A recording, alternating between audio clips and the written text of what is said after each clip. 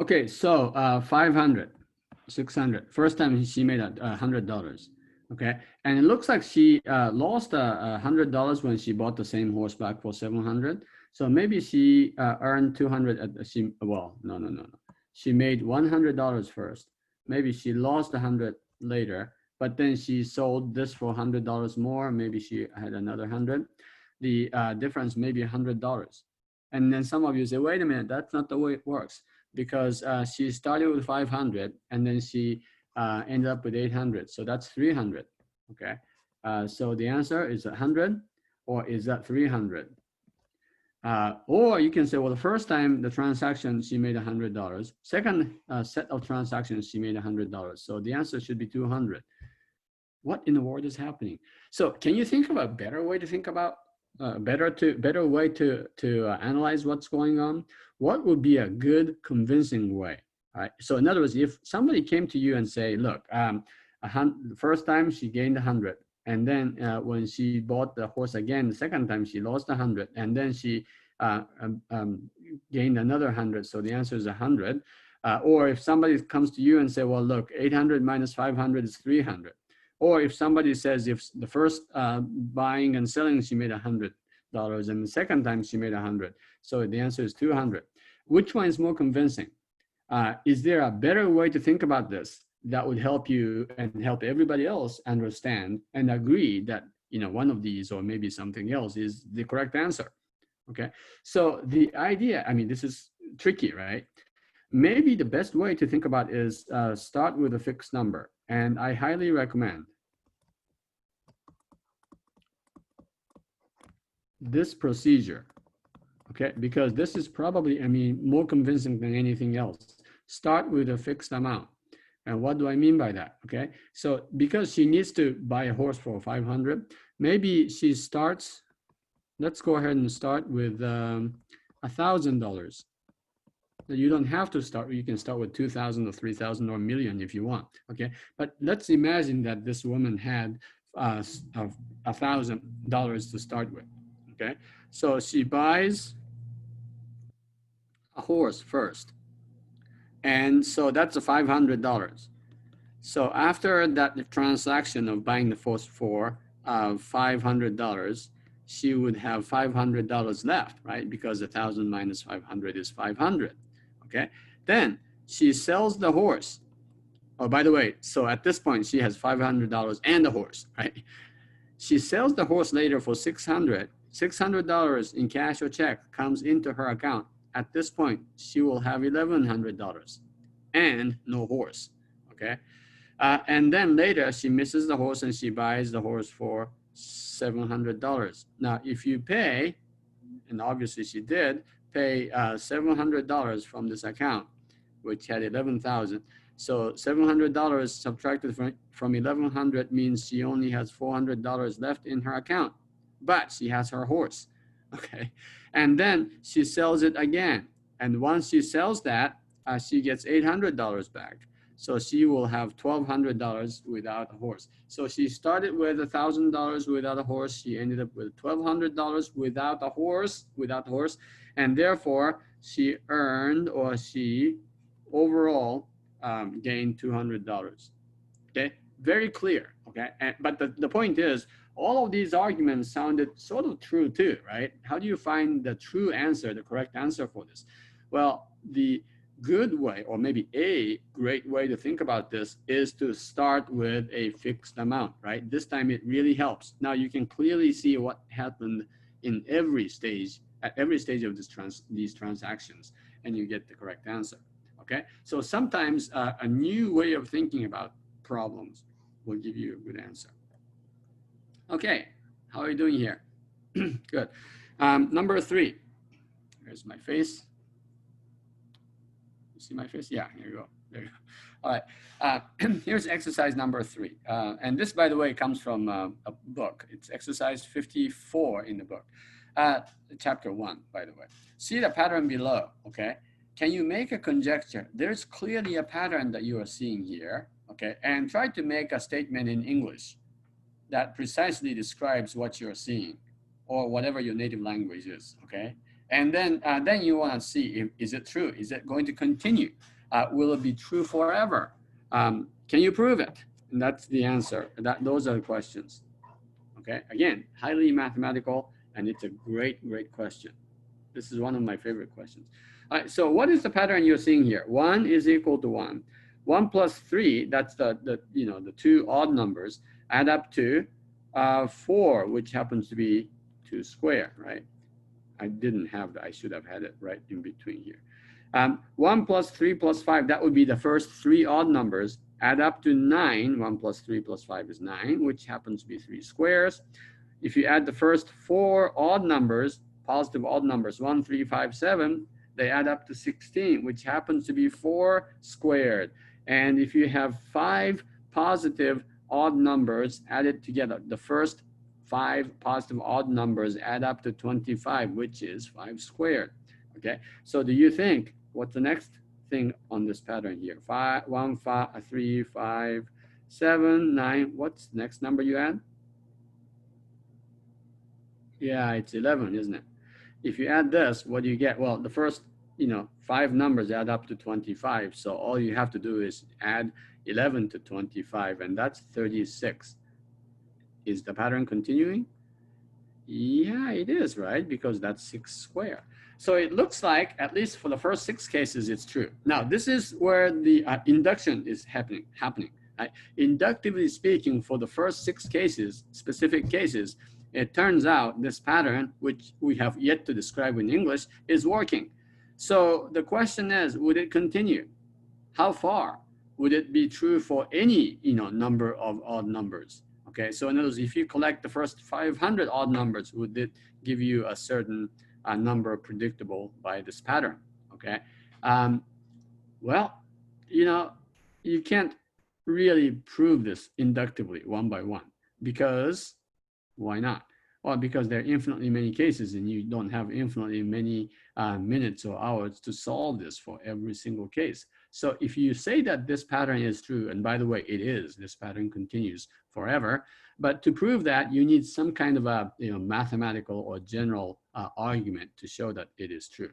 Okay, now we're not going to do that here, okay, but we will have a convincing way to see that this is true. First, let's try to write the statement. Okay, what are we trying to prove? What is our problem? Right now the problem is like, yeah, this pattern continues, but we have to decide what that pattern is, all right, precisely in English or in math or whatever. Okay, so I think what we are saying is, if you add, let's say, if you add the first 5 odd integers, then you get 5 squared. If you have the first 4 odd integers, then it'll be 4 squared. So the statement we are trying to show generalizes this. The sum of the sum of what? The sum means the the addition, the answer to an addition problem. The sum of the first, you want to be very precise, positive odd numbers. Now you can say the first positive odd integers, but odd means it's integers already. So the sum of the first positive odd numbers, oh, I missed something, right? Because I have to count how many. So the sum of the first n positive odd numbers. So like for instance here, we are seeing when n is equal to 5. When you have the sum of the first n positive odd numbers, that seems to be equal to the number n squared. Okay, that's 5 squared. Okay, so that is the precise statement of the pattern seen here. The sum of the first n positive odd numbers is n squared. Or you could also say the first n positive odd integers adds up to n squared. Okay. Now, what I want you to know is that just because you have shown it for the first 6 cases doesn't make this true for all n. In fact, you can spend your entire life showing this is true for the first 2,000 cases. That still doesn't make it right for all n. If you do this for 200 million cases, it still doesn't make it true, because you still have infinitely many cases you haven't proved, right? So that's not a good way to, that's not the best way to answer the question. All right, I'm going to show you a little picture because I think this time it's probably best if you, and by the way, the precisely mathematical statements to prove this does exist, but it is beyond the text, beyond the level of our problem here. Okay, so here's 1. Okay, you notice the answers here, 1, 4, 9, 16. So these are all square numbers, right? So this is what I'm going to do, right? I'm writing and I'm drawing, and you can draw this too. In fact, I'm going to, because my computer is working really slow, I'm going to instantly draw a bunch of things. Okay, hold on just a second.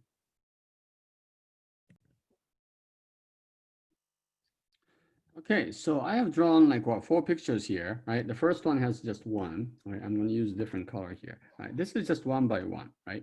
Next one says 1 plus 3 is equal to 4. Do you see 1 and 3 here? Yeah, I think you do, right? Think of this as a square, 2 by 2 square. Here's 1, and it's 3. Maybe, I mean, you can look at this like, here's the center stage of a concert hall or something. You have 1 in the first row, 3 seats in the second row. Right, so that's add up to 4, right? So it's 1 plus 3 is equal to 4. All right, and then you can, maybe you can pause this, all right? You probably figured out what I'm trying to do here, right? It looks like the odd numbers are precisely the number of seats in each row here.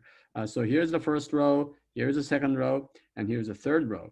Because the numbers are increasing on both ends, like here's 1, and then you have 1, 2, 3, 1, 2, 3, 4, 5. That's 1 plus 3 plus 5, and that's 9. And that's because, because I started with a 3 by 3 square, right? Here's a 4 by 4 square. That's number 16, right? Because 4 squared is 16. And 16 can be written as, look, 1, 3, 5 plus 7. Here's 25, because this is 5 by 5, right? I don't have to do this anymore. You can do that, right? Yeah, it's 1, 3, 5, 7, and 9. And the reason these add up, these are increasing by 2 is because it goes in 2 dimensions, here and here. You're always adding, like compared to these 3, I mean, these 3 are just like here, but this and this are added, right? Now this row has 5 seats, and the third row has 5 seats also, but then you pick up this one and this one. And so each time you're adding 2, which means the numbers will stay odd, and then the total number seems to be always a square of the number of rows or number of columns. All right, so that's a nice way to visualize the pattern. And again, this pattern does continue to be true for all n, but for that you need a mathematical proof. All right, so finally, and I'm going to give an extra problem here, extra number 5, as sort of an extra part, and I'll just call it part 3 of this lesson, which is optional. But look at case number 4, or problem number 4. All right, in major U.S. cities, the number of homicides has gone down significantly during the last few decades. And by the way, this happens to be true, even though the news tells us seems like everything is getting worse and worse. The number of homicides in places like downtown New York, New York City, the city of LA, the city of maybe not Chicago, but major cities, mostly the number of homicides is going down, okay? However, sociologists and others will tell you, no, wait, that doesn't mean that the cities are getting safer, okay? There are other factors, possible other explanations are given to explain the decrease of the homicides. So think about this. What do you think is contributing to this fact that the number of homicides is going down in many major U.S. cities? Okay, and you can have your opinions, and maybe your thinking is also right. There are many factors, but there's one dominating factor causing this. Do you know what that is? The last few decades. So look back to the 70s and the 80s and the 90s and the 2000s and 2010s, and here's the answer to this question. Think of the word homicide. What is an homicide? Okay, a crime is called a homicide only if someone dies, right? And it all often involves like shooting or stabbing or something. And so that is really the problem here, and it's not a problem. Okay, it's a good thing that fewer people are being killed, right? But it turns out that the violence is actually not going down. Maybe it is going down, okay, but many people who study these phenomena, basically sociologists and the people who are in things like administration of justice and people who study crimes and so on, they know that the violence has not really gone down. Okay, what has gone down is the number of people who are dying in these violent crimes. Why? Well, because of, and again, this is the interesting part, advancement in medicine. Okay, what do we mean by this? Yeah, so when somebody gets shot or stabbed or whatever, okay, they get taken into the hospital in the emergency room because the medical technology has gone so much better in the last few decades. Fewer people who are the victims of violent crimes are actually dying, and when somebody does not die, it is not called a homicide, right? And so that indicates or that explains the fact that the number of homicides is going down in major U.S. cities. Not that the people are becoming less violent, not that the streets are much safer, but because of the advancement in technology and medical technology in particular, people are not dying as many people are not dying as before. And so this seems like great news, right? And if, by the way, if you're a politician, you may be tempted to use the fact that, hey, the number of homicides is going down. Look, I am doing such a great thing. Or you could say, yeah, but look, you can also explain this part and say, well, the violence is not necessarily going down. So you can conclude that the number of homicides is indicating better and safer society. Um, so the point is, you have to look at things carefully. Try to find better or widely accepted explanations. How do you do that? Okay, pay attention to what people are saying on both sides of the both political parties or both sides of whatever the opinions of people have, and then try to understand the truth behind numbers. That is becoming more of a crucial task as we you know as we as our society keeps changing, right?